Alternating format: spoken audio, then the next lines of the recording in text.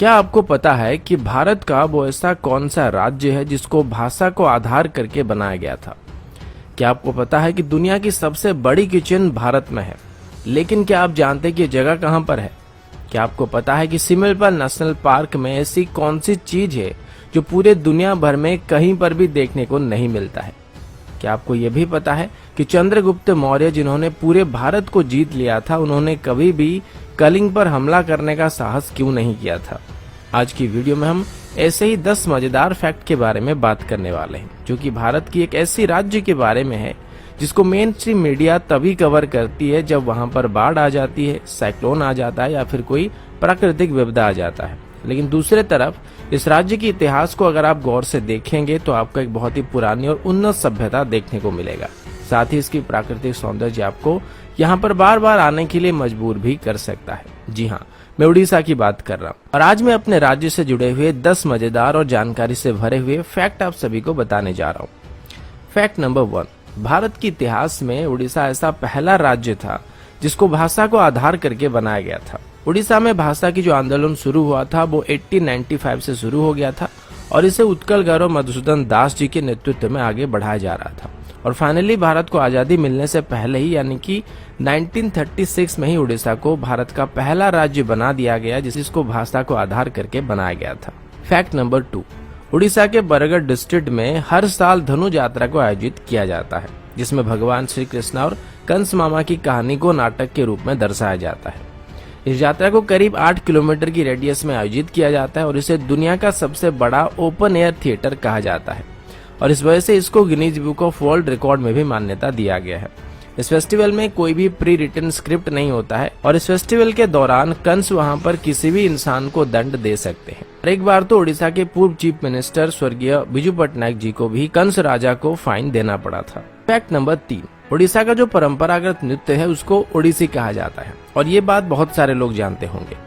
इस नृत्य को सीखने के लिए देश विदेश से लोग यहाँ पर आते हैं, लेकिन ये नृत्य सिर्फ उड़ीसा के लिए गर्व की बात नहीं है, ये पूरे भारतवर्ष की एक पुरानी सभ्यता का प्रतीक है। इस नृत्य कला के बारे में हमारी पुरानी संस्कृत स्क्रिप्चर्स नाट्य शास्त्र में बताया गया है और इसको भारत का सबसे पुरानी नृत्य कला में से एक माना जाता है। इसको मुगल रूल के दौरान या फिर ब्रिटिश रूल के दौरान सप्रेस करने की भी कोशिश की गई थी, लेकिन स्वाधीनता मिलने के बाद इसको हमने दोबारा रिवाइव करने में कामयाबी हासिल कर लिया था। फैक्ट नंबर 4, क्या आपको पता है कि ताजमहल के बनने से काफी पहले से ही कोणार्क टेम्पल को बना दिया गया था और सबसे बड़ी बात यह है कि इसको समंदर के अंदर बनाया गया था। अगर आप कभी भी कोणार्क टेम्पल घूमने के लिए आए होंगे तो आपने देखा होगा कि किस तरीके से बारीक खुदाई करके पत्थरों में अद्भुत कलाकारी का प्रदर्शन किया गया था, जो कि उस वक्त के ओडिया आर्किटेक्चर के बारे में सोचने में मजबूर करता है। इसके बारे में इतने ज्यादा अद्भुत और अनसुनी फैक्ट है जिसको लेके एक पूरी वीडियो बनाई जा सकती है। वैसे अभी आपको जो कोणार्क टेम्पल देखने को मिलता है वो सिर्फ इसका आधा हिस्सा है और जो मेन मंदिर था वो टूट चुका है।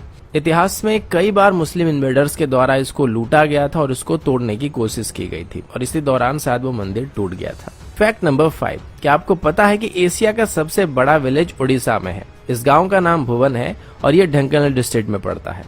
फैक्ट नंबर 6, उड़ीसा के मयूरभंज डिस्ट्रिक्ट में ऐसे पत्थर पाए जाते हैं जो कि लगभग 3 बिलियन साल पुराने हैं और अगर पृथ्वी की बात करें तो ऐसा माना जाता है कि पृथ्वी की उम्र करीब 4.5 बिलियन ईयर है। फैक्ट नंबर 7, चंद्रगुप्त मौर्य जिन्होंने पूरे इंडियन सबकॉन्टिनेंट के ऊपर जीत हासिल कर लिया था, उन्होंने 60 सालों तक कलिंग पर हमला करने की हिम्मत नहीं की थी, जबकि कलिंग यानी कि एंशिएंट उड़ीसा मगध की राजधानी से ज्यादा दूर नहीं था।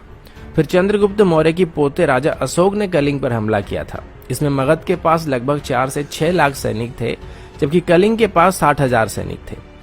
जाहिर सी बात थी कि कलिंग की हार निश्चित थी, पर फिर भी मगध के 1 लाख के आसपास सैनिक मारे गए थे।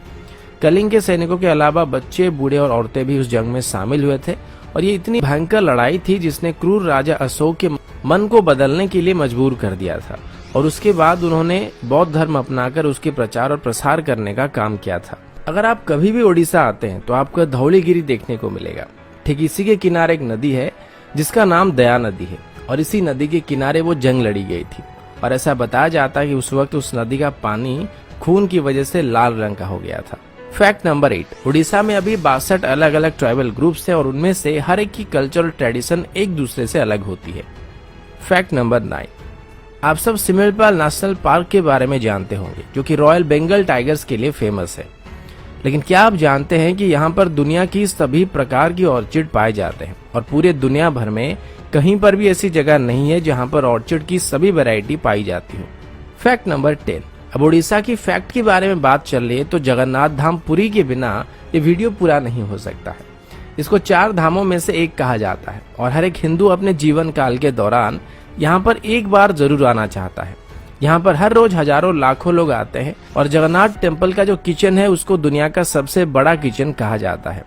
यहाँ पर 200 चूल्हे और करीब 400 कुक यहाँ पर रोज खाना बनाते हैं। यहाँ पर खाना बनाते वक्त 7 मटकों को एक के ऊपर एक करके रखा जाता है और सबसे पहले ऊपर वाले मटके का खाना तैयार होता है और सबसे अंत में नीचे वाले मटके का खाना तैयार होता है, जो कि चूल्हे के ऊपर बैठा होता है।